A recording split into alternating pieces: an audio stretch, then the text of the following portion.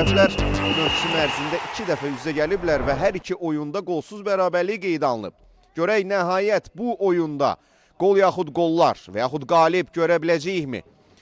Heyətlərlə sizi tanış eləyim. Quzunda qələbə qazanıb 7-sində heç-heçə eləyib. 3 görüşdə uduzub. Səbaldə top fərqi 26-15'dir. Beləliklə maç başladı. Etirazlar Baku Sporting cəbhəsində. Raman yaxınlaşdı cərimə meydançasına. Afons Almeydadan cərimə meydançasına. Fəxri yüksəldi. Azadın zərbəsi. Elle oyun yoxdur. Elle oyun yoxdur. Əliyev epizodun bir neçə addımlığındaydı və dərhal da Baku Sporting'in əks hücumu başlayır.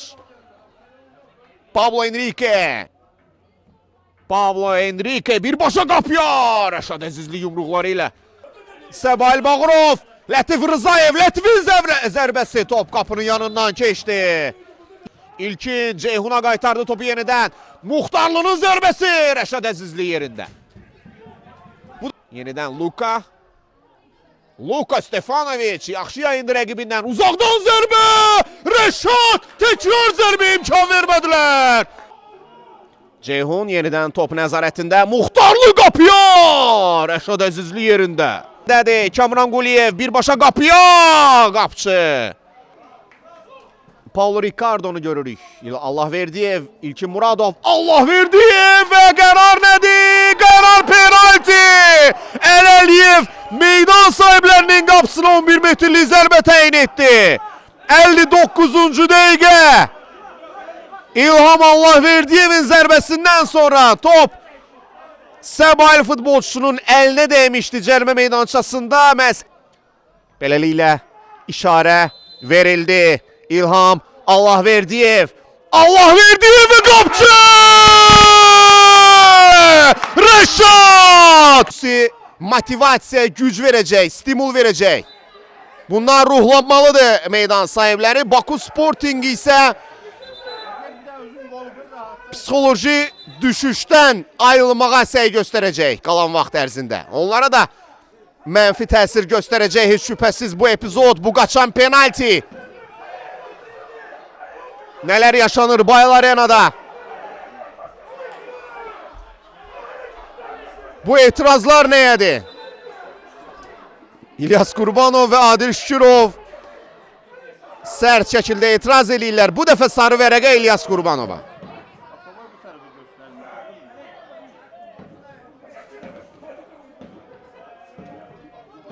Və qırmızı vərəqə. İkinci sarı vərəqədən sonra qırmızı vərəqə. Dovna Qəsəbə stadionunda Səbail isə Şəfanın qonaq olacaq. Küncdən zərbə yerinə yetirildi. Top qapının yanından keçir. Küncdən zərbə Səbail futbolçuları tərəfindən yerinə yetirildi. Ötürmə qapı qarşısına və topu qapıya vuran tapılmır hələ ki. Növbəti zərbə olacaqmı? Olur amma Raul Məmmədov şansını boşa verdi. Daha bir küncdən zərbə. Yenə həmin istiqamətə. Başla zərbə alınmadı. Kapitan idi. Topa toxunan Sadiq Quliyev. Abdullayev birbaşa qapıya da vura bilər əslində. Elə də etdi. Əzizli rahatlıqla topu tuttu. Qol vurmağa köklənib. Hüseynovun ötürməsi. Elməddin Sultanov qoşa yumruq. Daha bir pas. Səbailin hücumu davam edir. Raul Məmmədov. Bağırov. 1-0 Səbail Bağırov. Səbail öne keçirir. Səbail öne keçirir. 1-0. Qola baxın, dəqiqəyə baxın, qolun müəllifinə baxın. Səbail Bağırov. Top oyuna daxil edildi, ona görə təkrarlanmasını tələb etdi Əliyev. Belə bir fürsət, belə bir vəziyyət. Son saniyelerde Kamil Hüseynov. Out icra edildi ve beləcə finaltı səslənir.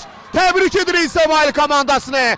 Çox əzimkar, vacib, olduqca vacib qələbə qazandı Səbail kollektivi.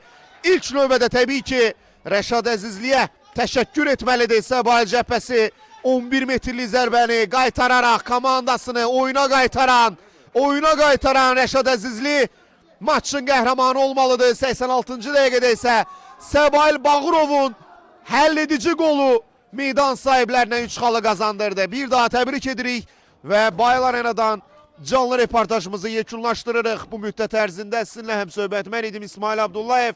Növbəti maçlarda yenidən eşidilmə ümidi ilə özünüzdən müğayət olun.